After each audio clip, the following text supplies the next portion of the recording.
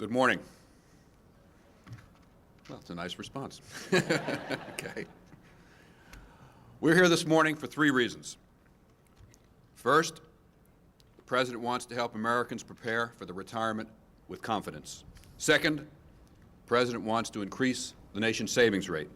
Third, the President wants to help Americans save for the biggest economic challenges of their life, buying a home, paying college tuition, and paying the costs of health care. That is what the President's Retirement Savings and Security Act is all about. Raising our savings rate is absolutely critical to continuing and improving upon the strong economic performance, growth, and job creation of the past 3 years. It is also central to ensuring that Americans have sufficient resources for their retirement years.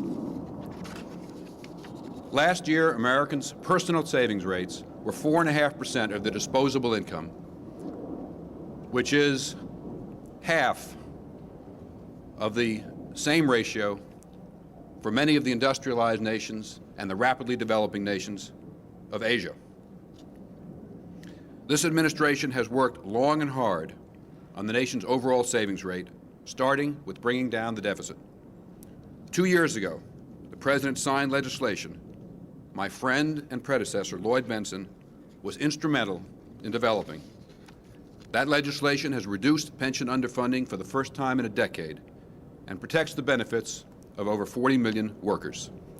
Just a few months ago, the President vetoed a bill that would have allowed corporations to raid pension plans.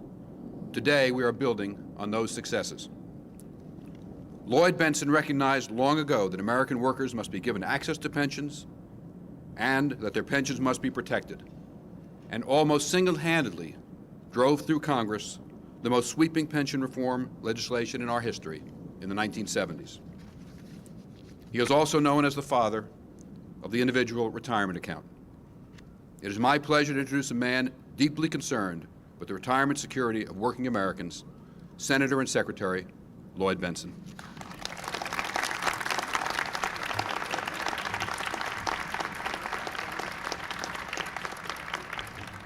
Thank you very much, Mr. Secretary.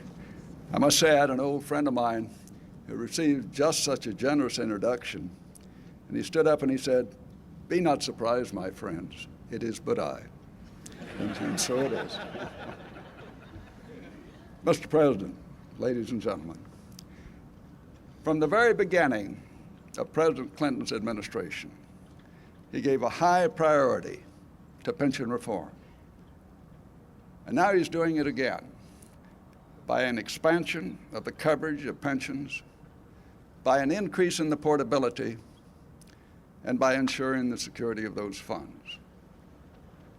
I became interested in pensions a long time ago because I thought we were talking about fairness for working people in America.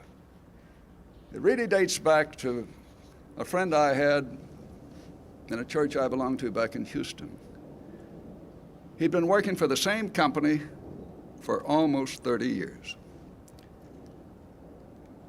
About 4 months before his retirement, when he would have filled 30 years and the vesting plan of that company, they fired him. And I found they'd done that to others before that.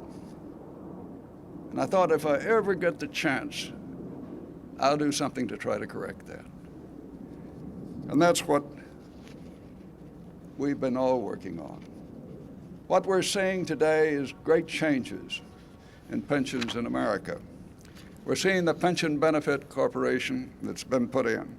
We have a variety of different proposals, retirement savings accounts, expanded IRAs. We have a fiduciary rule to protect pension assets, and we have reduced the underfunding of pension plans that the Secretary referred to in the '94 legislation. But there's a great deal more that can be done and can be accomplished. Bob mentioned the need to bring up our national savings rate. You look at the situation today where the Germans are saving about twice as much as we are, the Japanese about 3 times as much as we are. And we have to have the incentives there to get people to do it, to encourage the savings and making it easier. It's absolutely essential, I think, to our ongoing economic health. I tried to do that in 1992 with our expansions, only to see it vetoed at that time. The President's going to talk to you about encouraging savings and making it easier for people with their retirement savings when they change jobs. Today, with what you're seeing with technology and changing jobs and a changing economy, a person can fill 5 or 6 different jobs in a lifetime. And it's absolutely critical that you have serious portability of those benefits. Another way to increase those savings is to increase pension coverage, of course, because you have almost half of our working force today that is not covered by an employer plan. And the coverage levels are far worse than that for small business. I know something about running a business and pensions. I ran a business in Houston before I came to the Senate. I know how complex administration of a pension plan can be. And I'm pleased that this administration is moving in that area to make it easier. The proposals today will make a difference in that regard because they'll make the pension process much simpler for small business. These are people who want to give their workers access to pensions, but they find it too complicated or too costly. The simplicity idea came straight from the work that the Vice President has done insofar as reinventing government, making it more user-friendly for America. Now, let's meet one of those small businessmen. I'd like now to introduce Sean Marcel, the President and the CEO of Prima Facie, a firm in Pennsylvania that develops, builds, and sells digital video equipment to the mass transit industry. They have 11 employees. They offer health care benefits to those employees, and they're now looking at the possibility of pension benefits for them. Mr. Marcel.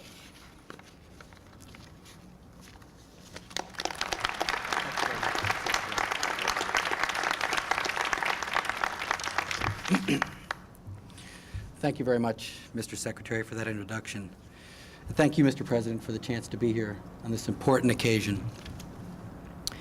Our company, Prima Facie, Inc., which is funded in part by an SBA program, is an expanding high-technology company producing a product called the Road Recorder, which serves the public. It's an all-digital video data recorder which is used on buses, subways, and commuter rail cars to fight crime, vandalism, and fraudulent claims. We expect to export our products very soon as part of the effort to fight terrorism on buses and subways in Europe and the Middle East. Like so many young companies at our stage of growth, we need to be competitive with larger companies in order to attract top-flight talent. And we need to demonstrate our commitment to our employees over the long term. Some of our employees are here today, and if they'd stand up, I'd like to take the opportunity to introduce them to you.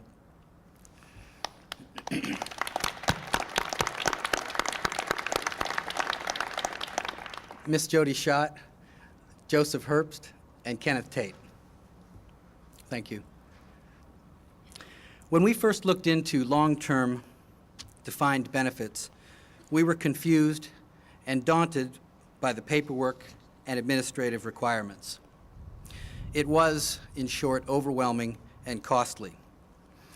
After reviewing your proposal, Mr. President, it is clear that entrepreneurial companies like Prima Facie can have a meaningful and cost-effective pension plan. The $5,000 pre-tax contribution and company match is an appealing benefit to all levels of employees. The portability is simply right for the times, and the single form helps assure a minimum of paperwork for small companies like ours. Mr. President, if Congress passes your legislation, my employees, the ones here today, and millions like them, will have a pension plan.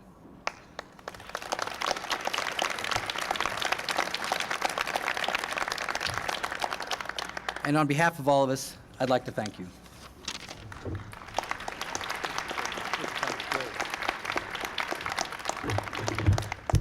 Thank you very much. Thank you, Sean, and Secretary Rubin, Secretary Bentsen. It's nice to have you back in the Rose Garden. To all the business people here, the representatives of working people who are here, and to all the members of the administration who are here who worked on this project, I thank not only those who are here on the platform with me, but those who are in the audience, especially Marty Slade at the Pension Benefit Guaranty Corporation. This is a very important day today.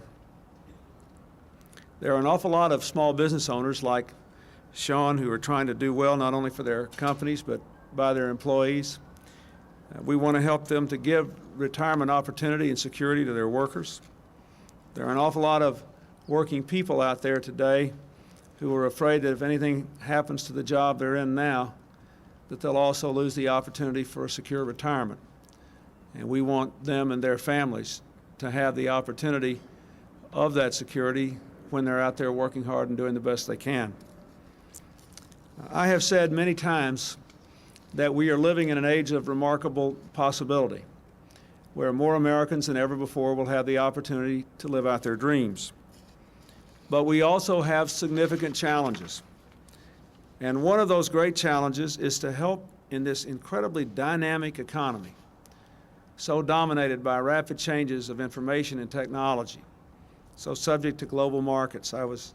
Which is basically a positive thing. I was so happy to hear Sean say that the product that his company makes might be used to install on mass transportation to protect people from terrorist attacks.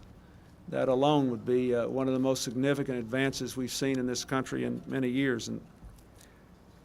But we have to find a way to keep the dynamism of this global economy going and still allow people who are working in it in good faith to achieve a measure of security for themselves, their families, and their children. This problem is similar to the problems that people faced a century ago when our grandparents moved from the farm to the factory and from the country to the city. There were vast new opportunities, but also so much disruption, there was a lot of insecurity.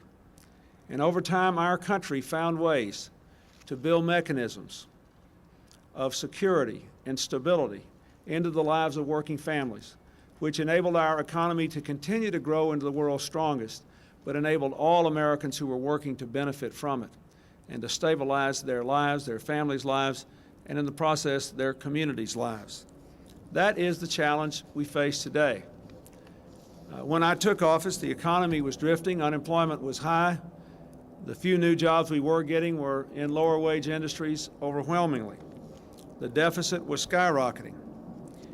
Our economic team that is here with me today determined that we would do something about that. We had two central commitments. First, that we had to cut the deficit in half over 4 years. And second, that if we did it right and we got interest rates down, we continued to invest in education and technology and to aggressively open markets for American products, we could also see 8 million new jobs coming into our economy.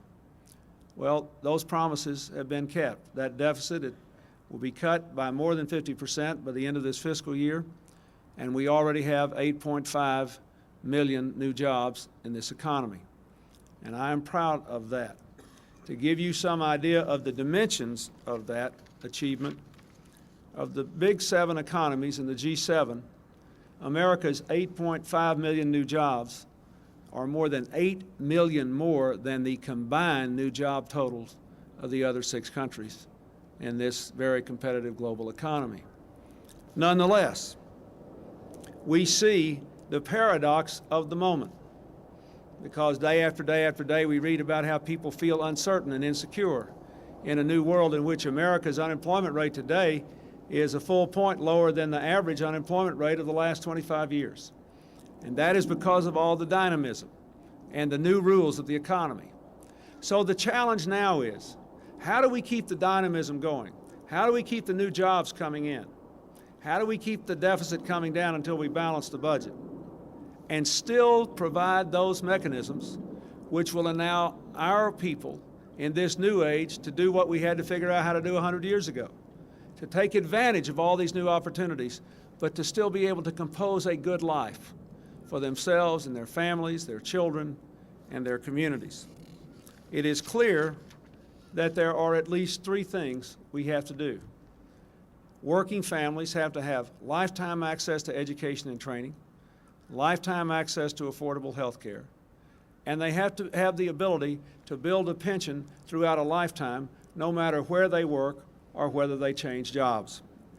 So we have proposed a GI Bill for America's workers so that if whenever people lose their jobs, they can immediately get a voucher that will cover their training costs for up to 2 years. We propose to make the cost of college tuition tax deductible. I have called on the Congress to pass the Kassebaum-Kennedy bill, which is an important first step in guaranteeing access to affordable health care. The bill says you can't lose your health insurance when you change jobs or if someone in your family gets sick. And I hope and pray that that bill will be coming to my desk in the fairly near future. Today, I am urging Congress to pass this legislation we're proposing on retirement security so that people can build retirement throughout their careers. As Secretary Bentsen said, in the last 3 years we have done a lot to protect American pensions and to expand opportunities to save for retirement, but there is so much more we have to do. Millions of Americans are not saving enough for their retirement. Often they have no choice. They either have a job where there's no retirement plan or they have to change jobs. They aren't eligible for savings plans. Their employer doesn't offer the pension plan, or sometimes even if they had one, the employer goes out of business before a plan can vest. All these people may work as hard as they can. They may be doing all the right things, but they still have to worry about what will happen when their work is done. And they don't have the options, as Secretary Rubin talked about, to put their savings into a retirement account that could be withdrawn from tax-free if there's a family emergency, if it's necessary for the health of a parent or the health of a child, or if they want to buy a first home or finance a child's education. So all these things are, I think, a part of why we can have good economic news and still have good Americans working hard, feeling uncertain about their future. That is what we're here to do today, to try to respond to that challenge. I have proposed legislation to help these hardworking Americans. We call it the Retirement Savings and Security Act. It expands coverage to help 51 million working Americans who are not now covered by an employer-provided retirement plan.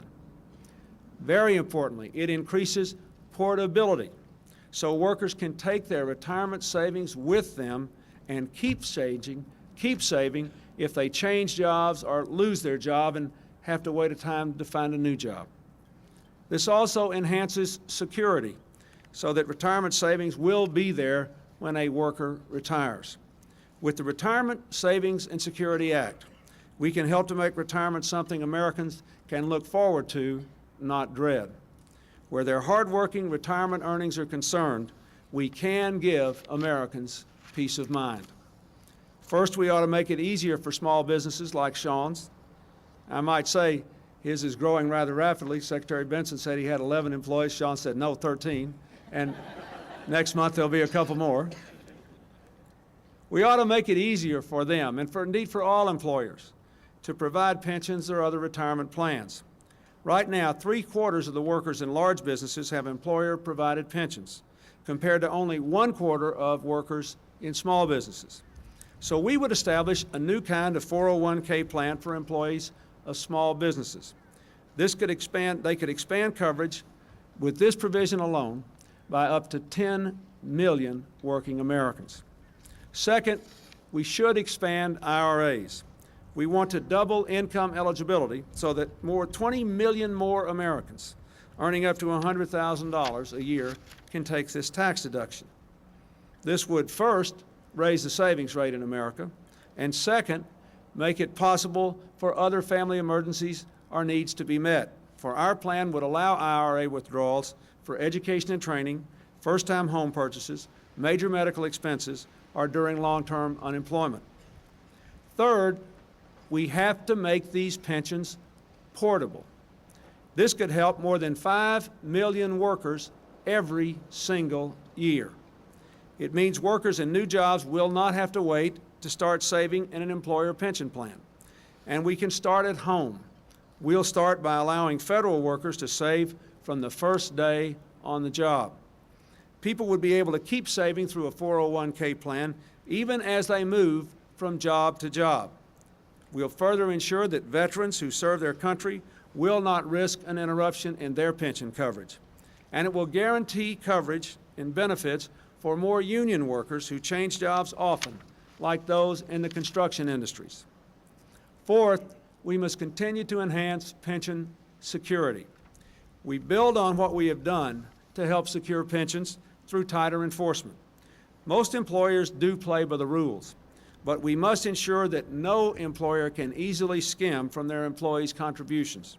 Our plan cracks down on fraud, requires broader audits, and protects workers like those whose pensions were threatened in the Orange County bankruptcy.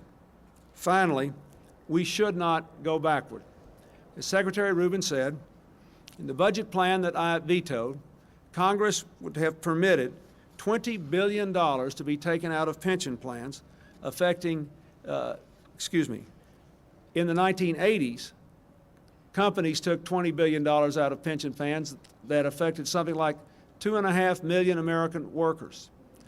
And in 1994, when I signed the legislation that Secretary Rubin and Secretary Bentsen referred to, we were, at that time, looking at the possibility that 8.5 million more American workers could lose their pensions. So the 94 legislation clearly saved the pensions of 8.5 million American workers and stabilized those of 40 million others. Now, when the budget passed, part of it was giving a green light to corporations to take $15 billion more out of pension plans. One of the reasons I vetoed that budget, one of several, was that I do not believe, after all the horrible experience of the 80s, and after what we went so far to do in a bipartisan fashion in 1994 to stabilize the pension funds of the country, that we ought to turn around and repeat the mistakes of the past. Our first rule ought to be to do no harm in an age of opportunity and uncertainty. Now, I want to call on the Congress to help us move forward. In many of the things that I have proposed today, there is very broad bipartisan support. Broad bipartisan support for making the 401k plans more readily available. Broad bipartisan support for an expanded IRA. We have to do the portability piece of this. We have to do it. We have to create an environment where ordinary working Americans can look forward to a future with excitement. They'll say, hey, well, maybe I'll have to do more jobs than my parents and grandparents did, but I'll always be able to get education and training. I'll always be able to afford health care and have access to it. I'll always be able to have a retirement plan for my later years. My family is going to be all right in this new world. That is what this legislation is all about. That's what retirement savings and security means. So I hope the Congress will join with us. I hope we can pass all the elements of this plan, and we ought to be able to do it fairly quickly, because I do not believe there is a partisan issue here. This is something we can and should do for America, and we ought to do it now. Thank you very much.